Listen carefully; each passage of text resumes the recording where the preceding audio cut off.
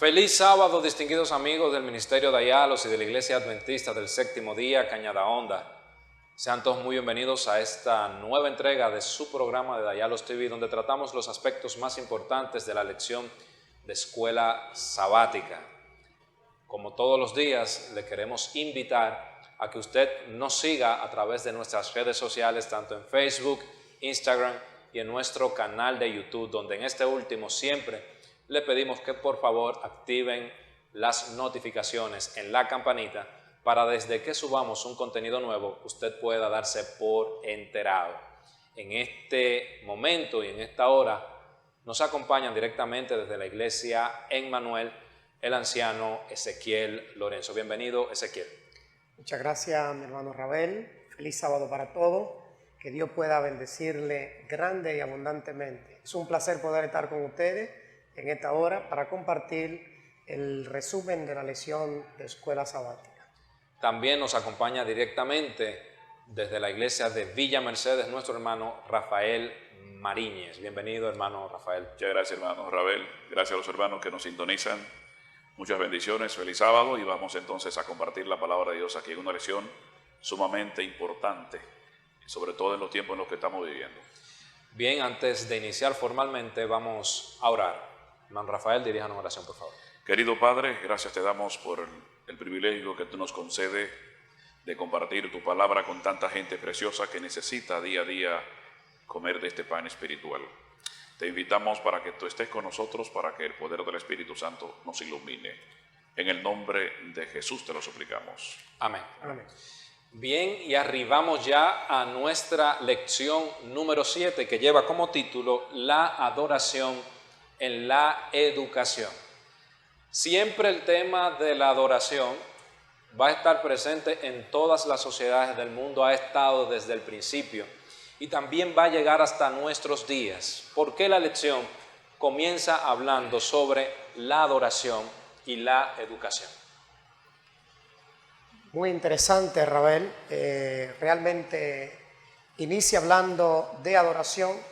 La adoración tiene que ver con el acto que nosotros tenemos como seres humanos de enfocarnos en ese sentido, adorar a nuestro Dios como creador.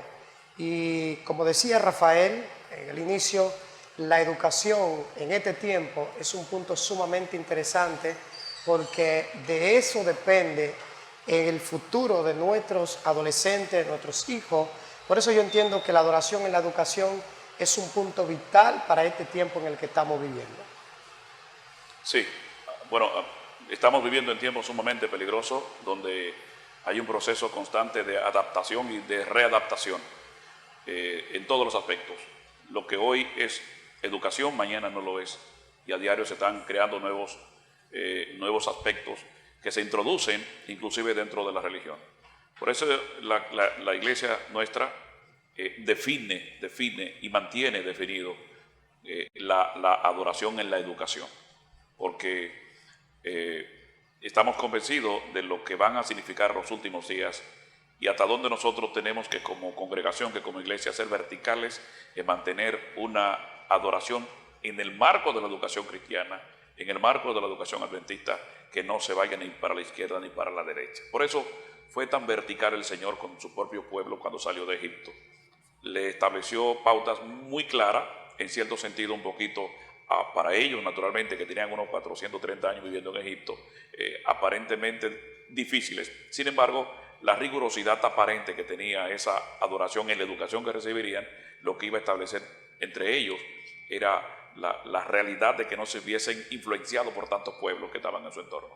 Claro, y desde mi punto de vista es importante destacar que el asunto de la adoración es un problema mucho más viejo que la propia humanidad.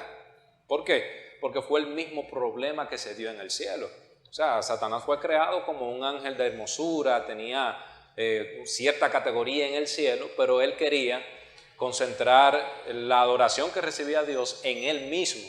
Por eso es muy importante que nosotros hoy en día destaquemos los elementos necesarios para educar a nuestros hijos en lo que es la correcta adoración, porque al final del tiempo también se va a dar lo mismo. Van a haber dos grupos que van a estar presentes, que van a coexistir, pero que van a estar identificados de la manera en cómo adoren. Por eso es muy importante nosotros levantar la bandera de lo que es la correcta adoración. La lección trata específicamente la historia de los jóvenes hebreos, específicamente el libro de Daniel, capítulo 3. ¿Qué fue lo que se dio ahí realmente? ¿Qué sucedió allí? Y cómo nosotros podemos aplicarlo a nosotros hoy en día. Pero hay un aspecto importante a resaltar ahí en la situación que se da, capítulo 3 del libro de Daniel, entre los jóvenes hebreos, y es lo que hoy se denomina la presión de grupo. En el campo de la psicología hay un concepto que se llaman los aspectos mesológicos de la formación de los seres humanos. Hasta dónde una sociedad determinada, tu espacio social, el medio en el que tú estás, puede influenciarte de alguna forma, presionarte para que tú termines siendo igual que esa sociedad. Y ahí tenemos una situación complicada para los jóvenes hebreos, porque ellos estaban en ese entonces en la capital del mundo, porque era el imperio de la época, en la geografía conocida, por supuesto. Y por lo tanto, la fortaleza que tenía la adoración y las consecuencias que tenía el no adorar conforme a como dictasen las leyes de Babilonia, lo llevaba a una situación de complicación. Sin embargo, esa actitud vertical, firme de parte de ellos, de que le decían, después de haberse dado el veredicto, naturalmente Nabucodonosor, en virtud de la interpretación del sueño del capítulo 2, él entendió prudente levantar una estatua que precisamente tuviese las dimensiones muy parecidas al número que encontramos en el libro de Apocalipsis, y entonces con eso lo que él buscaba, con una estatua de oro, era una estatua que no tenía otros metales, lo que significaba que él buscaba perpetuar su poder. Sin embargo, la orden de que todo el mundo debía adorar esa estatua, reconociendo a Nabucodonosor como rey permanente, los jóvenes tuvieron claramente definido: no vamos a adorar a tu estatua, oh rey. Nosotros estamos convencidos de que el Dios al que nosotros adoramos nos va a librar. Y en el caso de que no nos libre, pues de todas maneras no te vamos a servir. Eso se llama convicción. Eso se llama y ahí es importante destacar hasta dónde los judíos, porque ese aspecto es bueno que nosotros lo analicemos esta mañana, en esta ocasión. Hasta dónde los judíos pusieron como ejemplo ese hecho para perpetuarse en el tiempo en un país sin tierra, diseminado en el mundo, y por mantener una actitud correcta hacia la adoración a un solo Dios, se lograron mantener durante cerca de 2000 años como una nación dispersa en el mundo, hasta que en el año 1948 entonces ya se le declara su independencia, regresando a ese territorio. Pero fue esa actitud firme de adorar a un Dios que habían conocido en la antigüedad. Perfecto. Sí, es tanto así que podríamos decir de Sadrach, Mesach y Abednego que la educación que recibieron fue una educación realmente basada en los principios de Dios. Porque si no hubiera sido así, de tal forma, no hubieran podido lograr lo que lograron.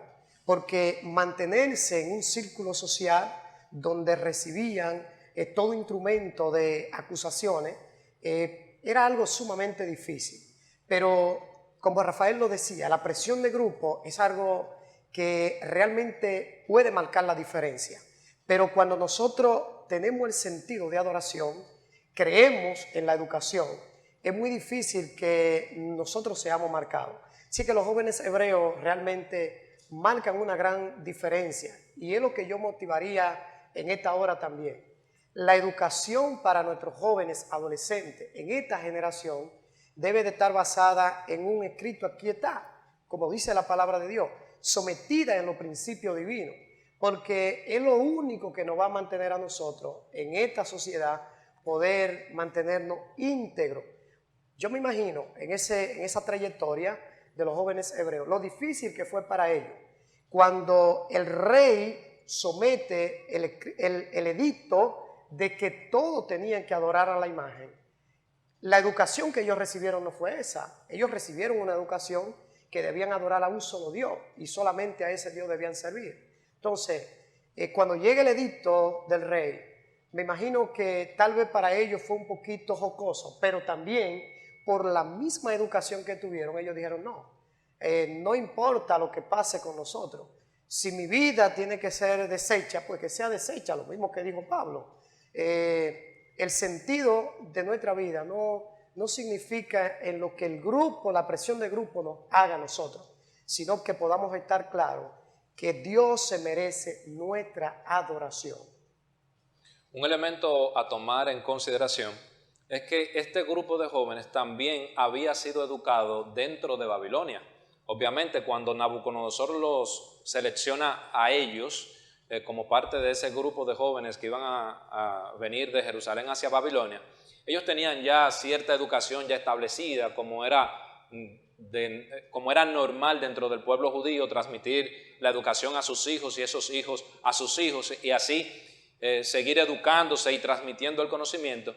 Sin embargo, esa educación que ellos reciben, porque el capítulo 1 de Daniel nos dice que ellos recibieron la educación sobre la lengua de los caldeos, y esa educación de los caldeos no influyó en ellos de una manera tan directa como para cambiar, y me gustó mucho una palabra que utilizó Rafael, para cambiar esa convicción de lo que ellos habían creído. Y es muy importante porque hoy en día nosotros vamos a llevar a nuestros hijos a universidades donde no creen lo que nosotros creemos. O sea, es tan importante que nosotros eduquemos a nuestros hijos, eduquemos a nuestra iglesia en una educación basada en la adoración al Dios verdadero. ¿Por qué? Porque esos muchachos van a ir a los puestos de trabajo, van a ir a otras universidades y ellos van a recibir todo tipo de bombardeo, todo tipo de ataque respecto a lo que creen. Y por eso es muy importante resaltar lo que es la correcta adoración. También otro aspecto que me parece muy interesante, siempre cuando nosotros, y podemos utilizar esta palabra, cuando nosotros nos sacrificamos, nosotros vemos el poder de Dios. Lo vemos en el capítulo 1 con la alimentación, pero lo vemos también en el capítulo 3 con el resultado de su fidelidad. ¿Cuál fue el resultado de su fidelidad? Bueno, ellos fueron lanzados al horno de fuego, pero dice la Biblia que no, su ropa ni siquiera olía a humo, su cabello, que es lo que más rápido se quema en un momento de un fuego, su cabello, ni siquiera una sola hebra, fue tocado por el fuego. O sea que Dios se manifestó con poder cuando ellos por convicción decidieron adorar al único Dios verdadero. Y me llama también la atención de que Nabucodonosor no solamente se llevó a esos 3 jóvenes hebreos, habían muchísimos más hebreos que estaban ahí, pero la Biblia menciona a esos 3 que se quedaron de pie. Significa que todavía los que se suponen que deben creer lo que uno cree, en cualquier momento de presión pueden sucumbir ante esa situación.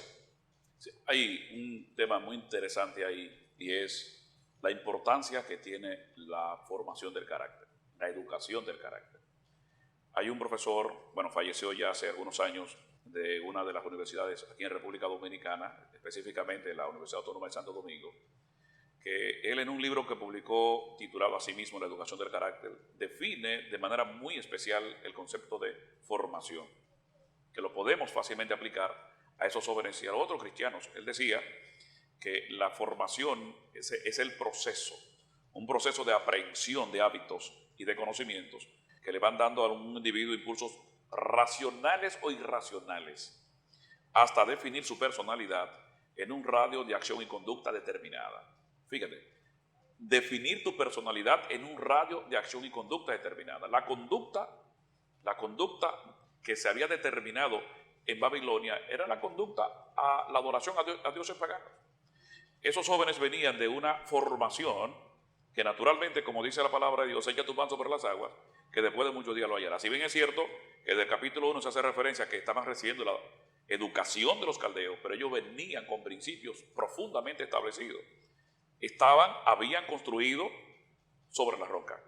Cuando llegó la tempestad, se mantuvieron firmes.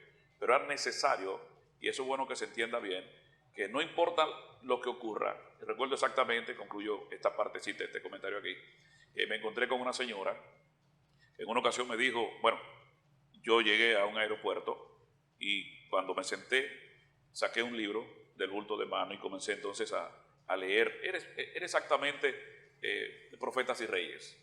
Y ella se sentó a mi lado y sacó un libro también, y era el folleto de Escuela Sabática. Y entonces yo me quedé observando, ya me di cuenta que pertenece a qué iglesia, a la iglesia a nuestra iglesia. Y entonces ella no se dio cuenta que yo estaba leyendo, el libro era Profetas y Reyes. Y entonces recuerdo que era en un aeropuerto de Newark, ahí en Estados Unidos, y yo busqué la forma de conversar con ella. Hasta que nos identificamos, ahí nos tratamos con tanta cercanía, porque nos dimos cuenta que éramos parte de la misma familia. Y recuerdo que ella me cuenta una historia que tiene mucho que ver con esto. Ella asistió a una conferencia aquí en la ciudad de Santo Domingo. Dijo que se iba a bautizar un domingo en la noche. Era la primera vez que visitaba la iglesia adventista durante una conferencia. Se iba a bautizar el domingo en la noche y al día siguiente ella se iría para los Estados Unidos porque la habían pedido como residente. Bueno, algunas personas llegaron a la conclusión, me decía ella, que no iba a mantenerse en la iglesia. ¿Cómo es posible que se bautiza hoy, se va a Estados Unidos mañana? No es verdad que se va a mantener en la iglesia. Y entonces ella me dice que solicitó que le cantaran un himno que se titula Yo te seguiré, oh Cristo, donde quiera que yo esté. Y exactamente llegó a Estados Unidos, me decía ella, yo soy ahora la directora de escuela sabática. Tremendo. En la iglesia a la que yo pertenezco aquí en New Jersey. Porque yo tomé la decisión cuando acepté a Jesús de seguirlo donde quiera que esté. Fíjate cómo hay otras personas que con muchos años en la iglesia se van a un país europeo, no, Estados Unidos, y al otro día se van de la iglesia. O sea, tú dices, ¿y aquí qué pasó? Porque allí aparentemente había una persona que tenía profundas raíces en el evangelio y se fue inmediatamente.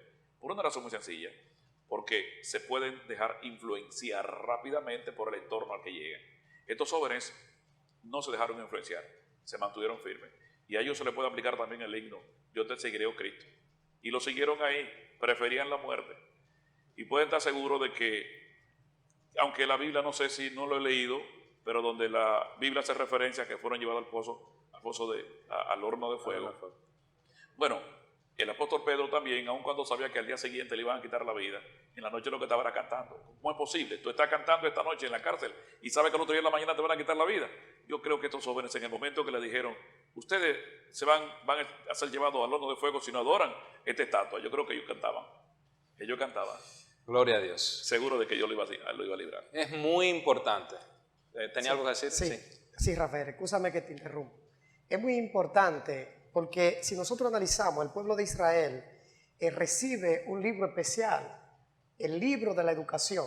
Y dentro de ese libro de la educación, podemos decir, encontramos el libro de los Salmos, el Salmo 78, donde Asá hace algo sumamente interesante. Y él hace la recomendación en el libro de los Salmos que nosotros debemos de educar para el futuro a nuestros hijos. Él hace referencia a que la educación de nuestros hijos debe de ser una educación donde el niño crezca con un carácter que no tenga, podríamos decirlo así, ninguna desviación. Y es lo que Rafael decía realmente. El carácter del niño cuando se forma, si nosotros vemos en la parte de la psicología, de 0 a 3 años, ya el carácter del niño empieza a formarse. Entonces, la educación que nuestros hijos reciban va a ser similar a eso. Entonces, Asá resalta, instruye, educa, prepara. Es lo que Dios quiere realmente para nosotros en esta generación, que nosotros podamos educar. Y ahí entonces resalta 3 puntos importantes en la educación. Número 1, cómo nosotros podríamos adorar. De la forma que nosotros podíamos adorar, es algo que debe de salir directamente de nosotros. ¿Cómo yo debo adorar a Dios? Con un corazón sincero, con un corazón realmente que esté dispuesto a entregar a Dios todo. Y era lo que los jóvenes hebreos habían hecho. Ellos entendían que a media no podían adorar. Entonces, hoy en día, nosotros estamos realmente en una situación donde debemos elegir a quién adorar. Efectivamente. Y ya que entramos en el ámbito del Salmo 78, me llama mucho la atención el versículo 4, donde dice, no las encubriremos a sus hijos, contando a la generación venidera las alabanzas de Jehová y su potencia y las maravillas que hizo. O sea, era una responsabilidad que tenía ese padre del pueblo de Israel, de que sus hijos entendieran, primero, quién era Dios por las maravillas que había hecho Dios en el pasado, pero también quién era Dios en el presente, lo que estaba haciendo por su pueblo. Siempre el pueblo de Israel vivía en una zona de conflicto, todavía hasta nuestros días esos conflictos se mantienen en el oriente. Entonces, en ese sentido, estaban en una zona de conflicto y ellos tenían que decirle a sus hijos lo que Dios había hecho en el pasado, lo que estaba haciendo en el presente y que también en el futuro estaría con ellos. Y es muy importante porque dice que hay que contarlo a los hijos. De generación en generación. De generación en generación. Ahorita estamos hablando sobre el asunto de la formación del carácter. Muchos especialistas de la conducta dicen que todo proviene desde un pensamiento. Y luego del pensamiento, ese pensamiento te lleva a ejecutar una acción. Luego de que se ejecuta esa acción y se repite, entonces se hace un hábito. Y entonces esos hábitos conforman lo que es tu carácter. Por eso es muy importante que a los niños siempre nosotros pongamos en sus mentes el pensamiento de Jehová. Porque ese pensamiento de Jehová va a llevar a que ellos cometan acciones. Y si hacen algunas que obviamente, como es natural en nosotros los seres humanos, estén mal, al Señor no le gusta que tú hagas eso. Entonces Él comienza a reformar su carácter para entonces nosotros tener hijos funcionales. ¿Qué es lo que necesita la sociedad hoy en día? Una sociedad que está sumergida en un progresismo que le dice a la gente que el aborto es algo bueno, que le dice a la gente que la homosexualidad es algo bueno, que le dice a la gente que no hay ningún tipo de problema en usted ser una persona inmoral a nivel de la sexualidad. Y esa sociedad es lo que se vende en los medios de comunicación, es lo que se vende en las redes sociales. Y por eso es tan importante que nosotros establezcamos en nuestros hijos una educación digna, una educación que pueda llevarlos a ser entes funcionales. Sabe que es interesante destacar que las antiguas culturas, sobre todo en el caso de para que vean la importancia que tiene la educación del ser humano desde su nacimiento. Los egipcios, que fueron uno de los grandes imperios de la antigüedad, lo primero que le enseñaban a un niño era dónde lo iban a enterrar. O sea, un niño comenzaba a tener uso de razón, lo llevaban al cementerio, para que sepan que ahí era donde ese era su destino, ahí era donde ellos iban a llegar. De manera que los niños egipcios crecían sin ningún miedo a la muerte, porque desde pequeños ellos entendían que el cementerio sería parte de su existencia. Entonces, así como eso constituía parte de su formación, en el caso de los egipcios, había en otra cultura también con una educación parecida, en los judíos se tuvo que establecer con mucha fortaleza. Hay un educador alemán de nombre Alexander Kapp, que fue el que acuñó el término de educación social. La educación social, que algunas universidades lo tienen como una educación andragógica. Bueno, hay tres tipos de educación. Está la educación propedéutica, que es la educación del niño en el vientre. O sea, tú puedes educar al niño desde el vientre. La educación pedagógica, que ya es el niño, la escuela. Y la educación andragógica, que ya es la educación del adulto. Esa educación andragógica, que es la que tú mismo construyes. Le dicen en alemán, que fue un alemán el que creó esa teoría, la Gestapo. La Gestapo es cuando tú tomas una hacha y tú la hincas con fortaleza en un árbol. Y luego se te hace difícil sacarla. Tú tienes que usar algo para tú poder sacar esa hacha. Eso mismo pasa con la educación. Es posible incluso para una persona que ya ha crecido, que viene con un carácter deformado, someterse a un proceso andragógico, a una autoeducación, puesto en las manos del mayor de los maestros, que es el Espíritu Santo, para que haya una transformación en su vida. Y es donde dice la palabra de Dios que el que está en Cristo, nueva criatura es. Las cosas viejas pasaron. No importa la educación que tú hayas tenido, ahora tú tienes un nuevo maestro, ahora tú eres una nueva criatura. Los judíos no tenían problema con eso, porque la educación de los niños judíos todavía existe hoy. Es basada en la Torá, en el Talmud. Esos niños crecen desde pequeños entendiendo lo que es el respeto a las cosas de Dios, a los padres, los verdaderos valores éticos y morales. Y por eso tú vas a encontrar que, a pesar de que Israel hoy en día es una nación que su población representa apenas el 1% de la población mundial, sin embargo el 45% de los premios Nobel son judíos. Y la educación en materia de finanzas, de riqueza, cómo se maneja el dinero, es una cosa que viene desde la antigüedad. Es una cosa impresionante, producto de la educación y de la adoración en la educación. Claro, y hay en lugares, por ejemplo, en Nueva York, donde tú ves que son colonias de judíos prácticamente, y llenos de negocios de ellos, porque han mantenido siempre un esquema de negocio, de educación, que viene desde allá. Recordemos el libro de Deuteronomio capítulo 6, donde le dice, mira, estas palabras que yo te escribo hoy, tú se las vas a repetir a tus hijos en la mañana, cuando anden por el camino, cuando te vayas a acostar. O sea, una repetición. Los educadores saben que en la repetición está el aprendizaje, está el conocimiento. Entonces es muy, muy interesante.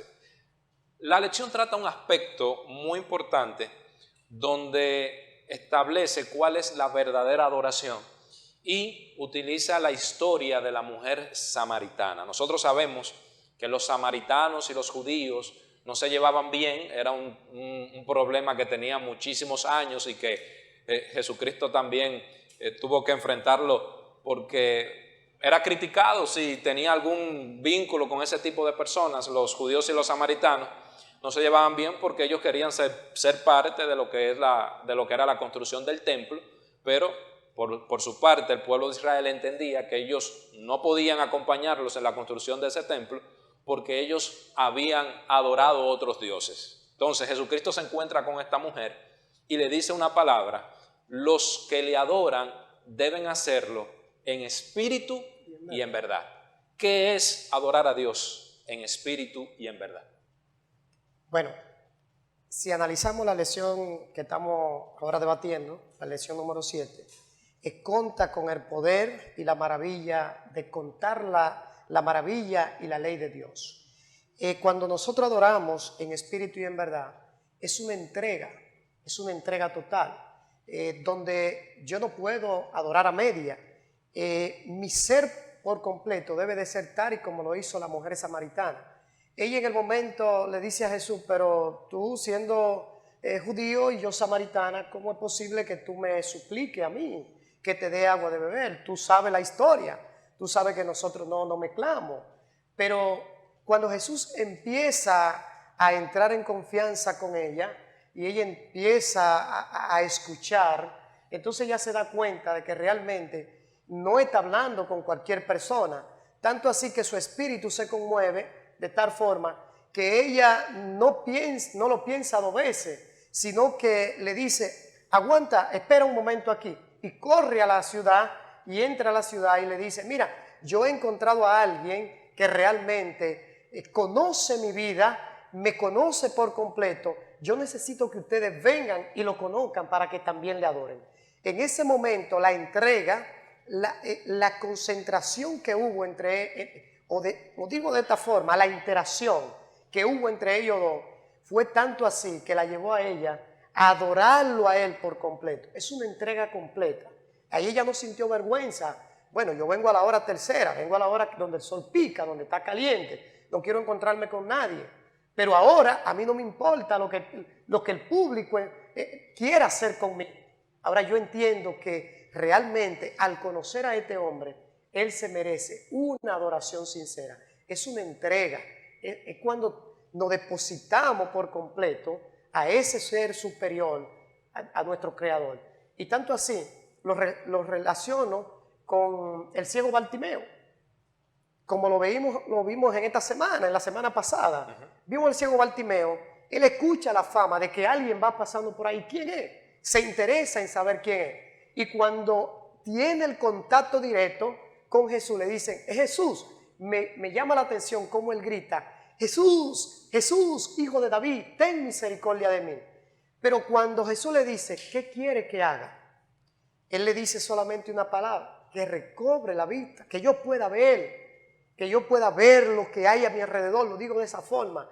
Y entonces cuando Jesús le da la oportunidad de ver, dice la historia, que él lo siguió a donde él iba, y entonces él empezó a recibir esa educación y fue resaltado como un estudiante que sí recibió la verdadera educación. Y a partir de ese momento, y con esto cierro, él también, tanto y como la mujer samaritana, adoraron al Señor de una forma tal y significativa en espíritu y en verdad. Bueno, exactamente eso es lo que significa espíritu y de verdad, de corazón. La Biblia dice que no todo el que diga Señor, Señor entrará en el reino de los cielos. A eso mucha la gente hoy en día en diversas religiones a nivel mundial que están diciendo Señor, Señor, pero lo están haciendo de corazón, o lo están haciendo porque son parte de un conglomerado social, se envuelven muchas veces con un componente musical que le insta precisamente a entregarse aparentemente, pero más allá de esa adoración en público, tú estás adorando al Señor verdaderamente en espíritu y en verdad. El Señor es claro con eso. El Antiguo Testamento dice claramente de que este pueblo de labio me honra, pero su corazón está lejos de mí. El Señor quiere para este tiempo personas que le adoren en espíritu y en verdad. Y aquí la parte más importante es que va a llegar el momento, y Jesús le hizo referencia a la mujer samaritana, ha llegado la hora y llegará el momento en el que los verdaderos adoradores adorarán al Señor en espíritu y en verdad. ¿Por qué? Sencillo, porque llegará el momento en el que tú solo vas a adorar a Dios si lo adoras en espíritu y en verdad. No va a ser posible una adoración que provenga de un corazón tibio. Ya llegará el momento en el que la adoración que le vamos a dispensar al Señor tiene que ser una adoración sobre la base de nosotros enfrentar con determinación el llamado a una adoración diferente que tendremos que rechazar y que sabemos que por supuesto entonces el rechazo a esa otra adoración va a traernos consecuencias como los jóvenes hebreos. El que yo no acepte aquella adoración, aún enfrentando las consecuencias, es una demostración fehaciente de que yo estoy adorando al Señor en espíritu y verdad, que estoy dispuesto a dar mi propia vida. Bien, algo que entiendo que podemos también resaltar en este aspecto es espíritu y verdad. Y tenemos que hacer una diferencia entre lo que es la espiritualidad y lo que es la religión. ¿Por qué? Jesucristo llegó en un tiempo donde estaba el grupo de los fariseos, escribas, estaban también los saduceos, que eran supuestamente grupos religiosos que controlaban la adoración en el pueblo de Israel. Y Jesús se encuentra con esta mujer, una mujer samaritana, que podemos deducir que tenía algún problema social por la hora en que iba a buscar esa agua. Y él le dice, tienes que adorar en espíritu y en verdad. ¿Por qué? Porque la adoración en espíritu tiene más que ver con un contacto personal con tu Creador que con una liturgia que te provee la religión. O sea, no es lo mismo venir a la iglesia, a la liturgia, cantar un himno, recoger los diezmos y las ofrendas, que usted en su habitación, concentrado con su Dios, pidiéndole a su Dios, hablándole a su Dios de sus problemas y su Dios respondiéndole. O sea, son cosas diferentes. Ella quizás había sido parte de una liturgia, había sido parte de un culto, pero no había tenido la oportunidad de concentrarse, de conocer personalmente a Cristo. Cuando una persona se encuentra con Jesucristo, obligatoriamente tiene que suceder lo que hizo esa mujer y lo que hizo también el ciego. ¿Qué fue? Decirle a los demás las cosas que ella había recibido. Sí. Y es también lo que tenemos que hacer nosotros hoy en día, hacer las cosas y repetir las cosas que el Señor ha hecho con nosotros. El otro aspecto que trata la lección se encuentra en el libro de Crónicas, su primer capítulo, su primer libro, el capítulo 16, los versículos 1 al 36. Dice el versículo 1, así trajeron el arca de Dios y la pusieron en medio de la tienda que David había levantado para ella y ofrecieron holocaustos, sacrificios de paz delante de Dios. Y cuando David acabó de ofrecer el holocausto y los sacrificios de paz, bendijo al pueblo en el nombre de Jehová y repartió a todo Israel, así hombres como mujeres, a cada uno una torta de pan, una pieza de carne y una torta de pasas. Y puso delante del arca Jehová ministros de los levitas para que recordasen y confesasen y lo hacen a Jehová Dios de Israel. Y allí entonces David trata lo que es una especie de salmos de gracia.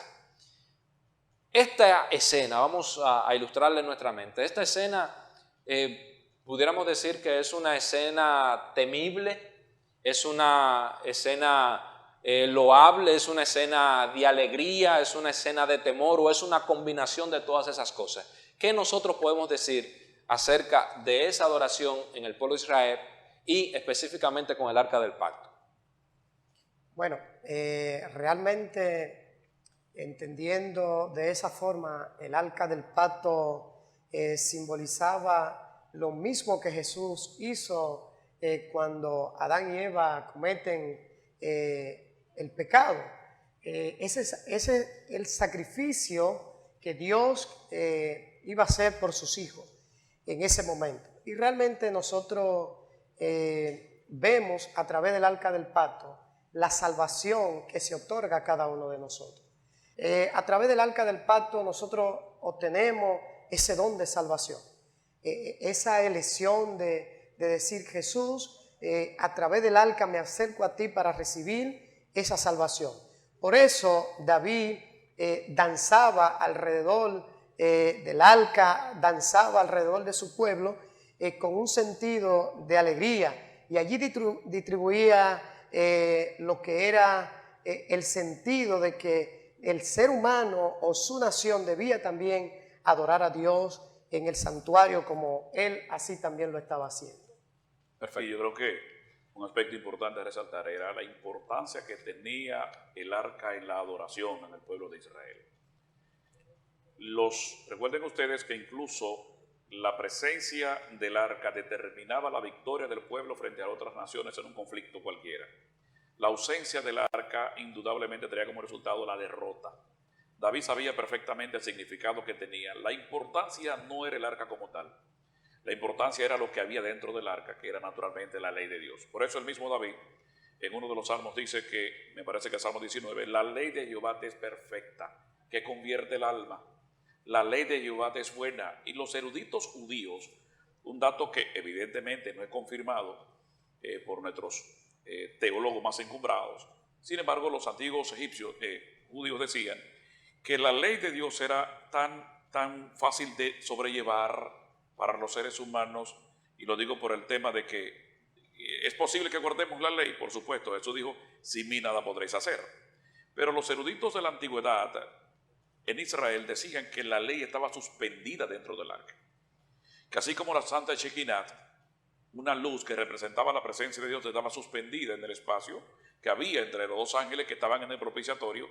De igual manera, la ley de Dios que estaba depositada juntamente con un pedazo de maná y con la vara de Aarón que rebeldeció dentro del arca, la ley estaba suspendida. Y esa suspensión, más allá de que sea cierto o no, determinaba en gran medida la facilidad con la que se podía guardar la ley de Dios, pero con una conexión permanente con el Eterno, con Dios. Pero lo que David hacía en torno al arca era una demostración fehaciente de que hay una combinación en la adoración a Dios y la obediencia a la ley de Dios.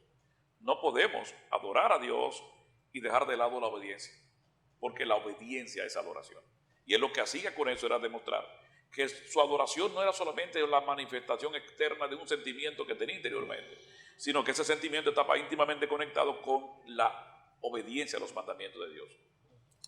Rafael, Perfecto, sí. Tanto así, que el júbilo mayor que David sentía en ese momento de adoración era de júbilo. Es decir, él sentía como esa tranquilidad, él sentía como esa alegría al adorar a Dios de esa forma, porque él sabía que la verdadera adoración a Dios en el santuario era una entrega total, y él se sentía como alegre, contento, y se entregó en ese momento por completo a Dios. Por eso la historia de David termina algo que para mí marca la diferencia. David termina su historia como con un corazón conforme al corazón de Dios, dando a entender que cuando tú sientes el deseo de adorar a Dios en espíritu y en verdad, tu corazón se renueva cada mañana, cada día, y tú puedes tener una entrega total a Dios. Y que no se trata de nosotros, porque si se tratara de la justicia de David, David no tuviera ningún tipo de oportunidad de salvación. Correcto. Pero como esto se trata de la justicia de Cristo, David terminó los días de su vida con un corazón, como tú mencionas, conforme al corazón de Dios. Hay que destacar que es imposible uno adorar a Dios en espíritu y en verdad si no hay un corazón agradecido. En la parábola del sembrador, independientemente de que Mateo dice que el sembrador salió a sembrar la semilla, Lucas no dice eso. Lucas dice: el sembrador salió a sembrar su semilla. Lo que Cristo hizo por mí. Cuando tú tienes un corazón agradecido a Dios, nunca habrá una verdadera adoración a Dios, a menos que tú no solamente reconozcas la grandeza de Dios, sino que ha hecho Dios en tu vida. En la medida que tú, y eso es importante, que hagamos siempre ese ejercicio, que el ser humano se detenga, no solo a pensar. Hay una oración, la oración modelo, que es la oración ACPA. La oración ACPA es que algunos especialistas dicen que el Padre Nuestro es un ACPA, o sea, una adoración. Lo primero que comienza en la oración del Padre Nuestro es la adoración. Padre nuestro que estás en los cielos, santificado sea tu nombre. La primera parte de la adoración. Luego viene la P la C. Y esa C de ACPA es de confesión. No voy a pedirle a Dios que me dé nada más que por encima de cualquier necesidad que tenga, el perdón de mis pecados. Y luego entonces si viene la P de pedido. Entonces ahí en el pedido yo le puedo pedir a Dios que me dé lo que yo necesito naturalmente, y somos mortales que lo vamos siempre a hacer. Pero fíjate que antes de yo pedir, yo primero fui a la A de adoración, luego me fui a la C de confesión, porque es mi mayor necesidad. Luego viene el pedido y termino nuevamente reconociendo su grandeza con la final, que es volver a adorarlo antes de pedirme. Entonces, es importante que se entienda, es imposible que una persona adore al Señor de corazón, en espíritu y en verdad, si no siente agradecimiento. Y ese ejercicio hay que hacerlo con cierta frecuencia. Esta mañana me levanté a las 4 en punto de la mañana, y entre uno de los ejercicios que hacía era tomar una ficha y yo comenzar a escribir por cuántas cosas yo debo agradecerle a Dios. Y entonces, fíjate que los salmos tienen una palabra que dice Selah. Sí. Esa palabra Selah, ¿qué significa? Medita en lo que acabaste de leer. Entonces, en la medida que yo iba registrando el por qué yo debo agradecerle al Señor, me detenía a analizar lo bueno que es el Señor, la salud de mi familia. Nos da los alimentos todos los días, pero además nos da el cuidado, nos da la vida, nos da tantas cosas. Entonces tú dices, bueno, como dijo Lord Chishmer inglés, en la vida no tenemos que detenernos a pensar en lo que nos falta, sino en lo que Dios nos ha dado. Es lo que Dios nos ha dado. Y veremos que en suma la vida ha sido espléndida con nosotros. Claro, y nosotros deberíamos hacerlo mucho más este año, que ha sido un año tan difícil y tan terrible. Exactamente. O sea, estamos hablando de un año que ha tenido de todo. Entonces, ¿qué tan importante es nosotros, como dice nuestro hermano Rafael, agradecer? O sea, la adoración tiene que ver hasta con ese agradecimiento que nosotros tenemos. La lección, señores, trata otro asunto de mucha, pero mucha trascendencia, y es la falsa adoración. Utiliza el encuentro que tuvo Jesucristo con los fariseos, el grupo que más contacto y más fricción tuvo con Jesús, donde ellos le dicen, ¿por qué tus discípulos invalidan la tradición y todo eso? Jesucristo utiliza una referencia y le dicen, pero ustedes son de los que dicen que hay que honrar a tu padre y a tu madre. Pero cuando se trata de darle dinero a ellos, ustedes dicen, no, lo que pasa es que eso es mi ofrenda a Dios. Y dice Jesús, ustedes ya han invalidado la tradición. ¿Qué tan importante es que nosotros, en un tiempo como el que estamos viviendo, y pudiéramos tocar incluso algunos aspectos de Apocalipsis 13, la bestia que sube del mar, la bestia que sube a la tierra, y Apocalipsis 14, y el mensaje de los 3 ángeles, en este tiempo que nosotros estamos viviendo, qué tan importante es que nosotros nos pongamos del lado de la verdadera adoración? Porque hay una adoración que es verdadera y hay una adoración que es falsa. ¿Qué podemos decir respecto a eso? Es una pregunta un poquito complicada. Una pregunta un poquito complicada porque, bueno, te voy a decir, mi opinión es que para todos los grupos sociales, y en esto también están los grupos religiosos, su forma de adorar para ellos es la correcta. Y entonces, el que considera que esa forma de adorar es incorrecta es el que adora de forma diferente, conforme a lo que entiende en la palabra de Dios. Y ahí entonces vamos a tener que desembocar obligatoriamente en algo. En 3 de Juan, parece que 2.6, 1 de Juan 2.6, dice, todo aquel que permanece en él debe de andar como él anduvo. Y entonces, Cristo es la verdad. La verdad no es un concepto, la verdad no es un grupo de doctrina, la verdad no es una opinión, la verdad es una persona. Ahora, para yo determinar si lo que estoy haciendo es lo correcto, déjame verlo a la luz de Jesús. Jesús haría lo que yo estoy haciendo. Me cabe a mí en la cabeza que Jesús estaba adorando a su Padre como yo lo estoy haciendo. Entonces, nos encontramos inmediatamente con el problema de lo que significa en sí la palabra verdad, el concepto. El diccionario dice, verdad es conformidad de la cosa por el concepto que de ella forma la mente. Si mi mente forma un concepto y está conforme con el concepto creado, bueno, entonces para mi mente esa es una verdad. El problema hoy en día está en que muchas personas adoran a Dios de una forma, no porque ellos entiendan que es la forma correcta, sino porque apareció alguien y le dijo que esa es la forma correcta. Y creyendo en ese alguien, entonces ahora hacen todo lo que ese alguien dice. Y si ese alguien dice que hay que hacerlo de cabeza, ellos lo hacen, porque ellos no van a la palabra de Dios para darse cuenta si es correcto o incorrecto. Eso es lo que me gusta de la iglesia adventista. Que la iglesia adventista no está integrada por miembros con la cabeza cuadrada.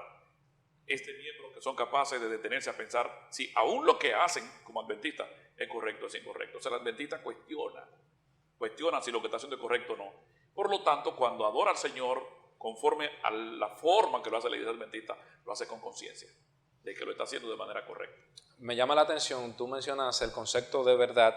Recuerdo muy bien en la lección 4 de este mismo folleto donde se hablaba sobre la cosmovisión bíblica, y desde el punto de vista de nosotros, nuestra propia cosmovisión, sale a relucir el concepto de verdad.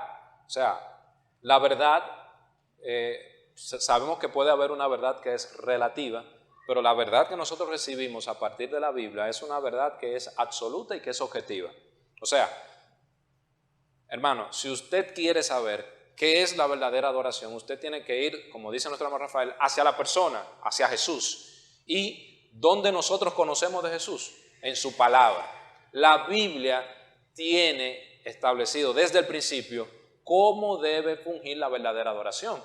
En una parte de la lección mencionaba que hoy en día usted no ve a una persona postrándose delante de una rana, pero sin embargo usted ve a una persona postrándose al frente de un cuadro, San Miguel, una virgen o lo que sea. Exacto. Entonces, esa forma va cambiando, pero en el fondo es lo mismo, es una adoración que se está haciendo de manera falsa. La Biblia te dice a quién tú debes adorar, cómo tú debes adorar, y también te dice el día donde esa persona, donde Dios eligió para que tú le adores. Y al final del tiempo se va a establecer eso, unas personas que van a decir que la adoración correcta se hace en un día de la semana, a saber, en domingo.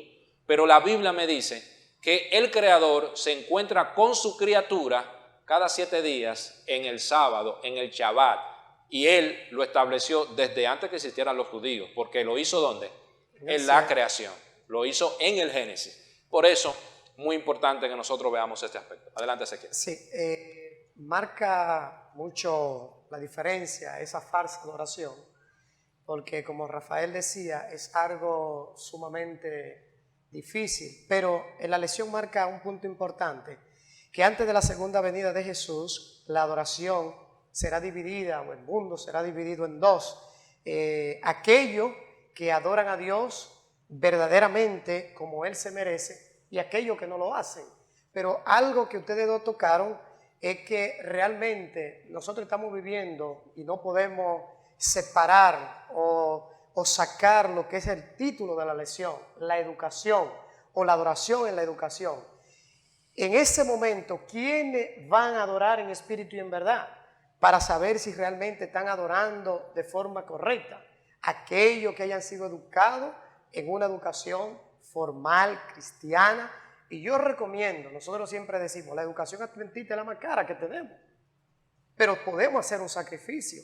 Una de las más caras, porque hay más caras. Hay más caras, exacto. Pero podemos hacer un sacrificio.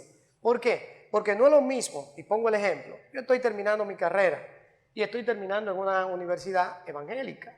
Entonces los conceptos que yo recibo a veces son chocantes, muy chocantes. Entonces, ¿qué deberíamos nosotros hacer? Para cuando llegue el momento antes de la segunda venida de Jesús, instruir a nuestros hijos, hacer un sacrificio y llevarlo a un lugar real, a la iglesia, a la institución adventista, para que puedan ser educados en el carácter realmente como Dios desea. Un punto más que quiero resaltar es que evidentemente Dios acepta la adoración sincera y que tenga un carácter, podríamos decir, donde adoramos con un conocimiento pleno. Es decir, mi adoración debe de ser una adoración sincera y evaluar si realmente la educación que recibí, si esta adoración es la real, pero es viendo dónde, a la fuente, a la palabra de Dios. Ella me va a decir a mí si mi adoración es sincera, sí o no. Claro, y es lo que menciona la misma Biblia.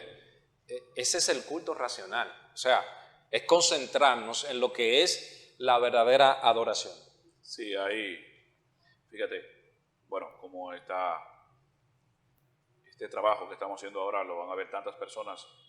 Queremos decirle a aquellas personas que nos están escuchando hablar de la adoración entre los adventistas y la sinceridad con la que se adora.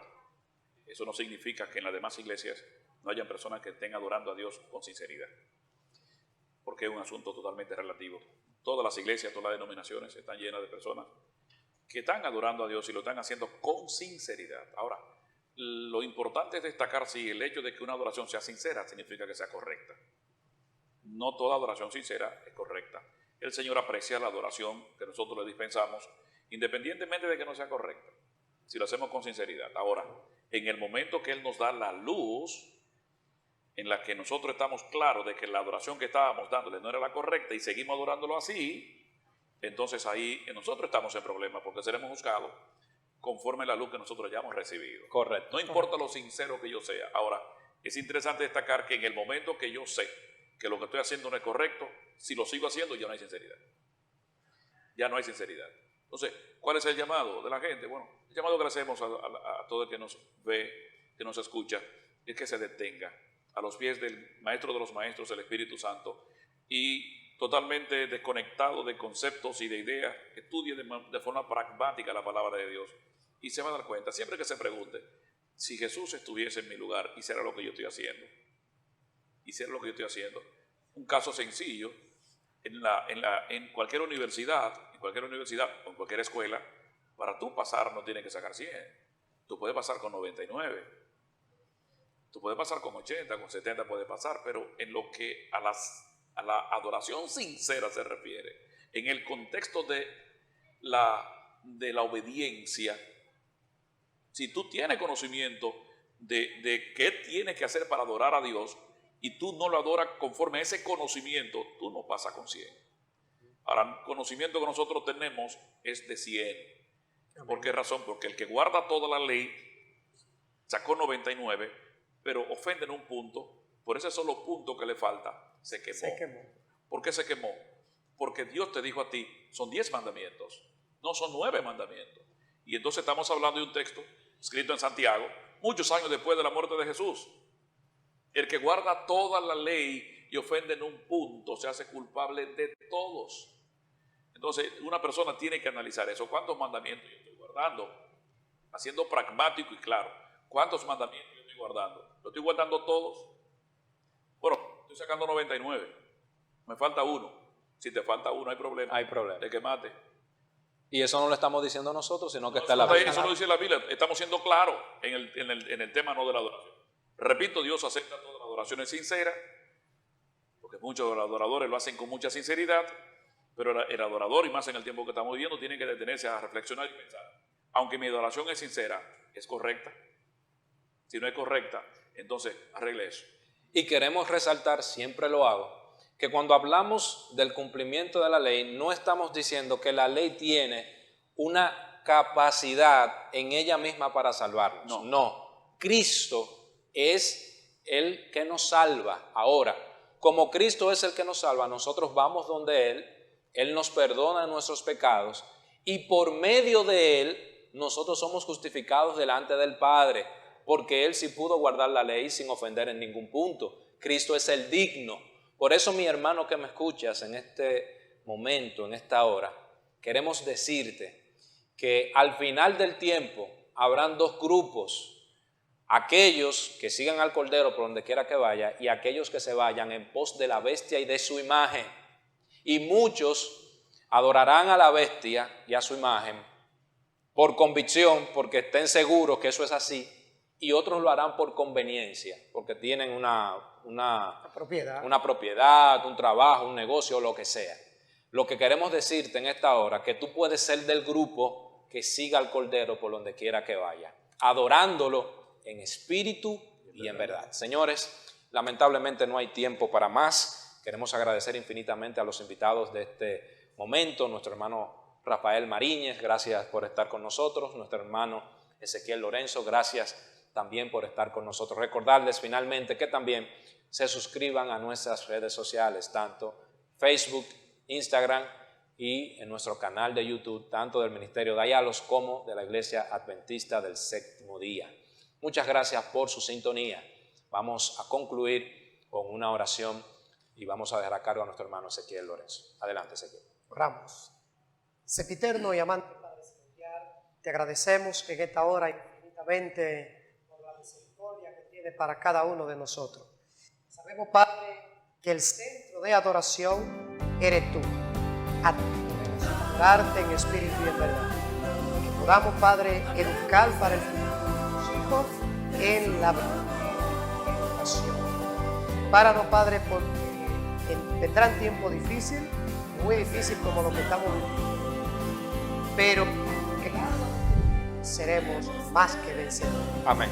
No serviremos a la bestia, sino te serviremos a ti. Dirígenos en esta hora, oh mi Dios, y ayúdanos a crecer cada día espiritualmente. Estos favores te los suplicamos en el nombre de Jesús. Amén. Amén. Muchas gracias. Que Dios les bendiga.